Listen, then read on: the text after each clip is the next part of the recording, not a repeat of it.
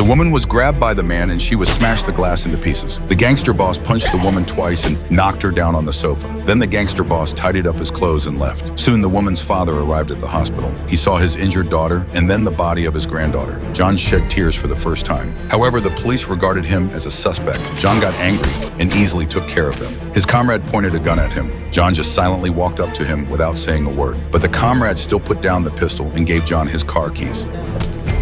John took his comrade's weapon and found a nearby hooligan. He took the hooligan to a factory. Under John's threat, the hooligan told him an address. So John rewarded him by taking out his pistol and shooting through his thigh, and then fired a few more shots at his crotch. Then John reloaded his gun and walked into a bar. John noticed a man hiding, so he took out his pistol and followed him in. The man knelt on the ground in fear. Facing John's questioning, he betrayed his boss, but John still stuffed the barrel of the gun into the man's mouth and pulled the trigger. Then he picked up the man's phone and left the bar. Soon the gangster boss received a call from John. The gangster boss casually admitted his crime and then hung up the phone. But John had already located his position through the phone. The gang boss was gathering his minions. John threw a sack down. The boss found it was the hooligan with his eyes gouged out. While everyone was in a panic, John opened fire. The boss immediately sent his minions to search for him. However, with his military experience, John started a massacre in the factory.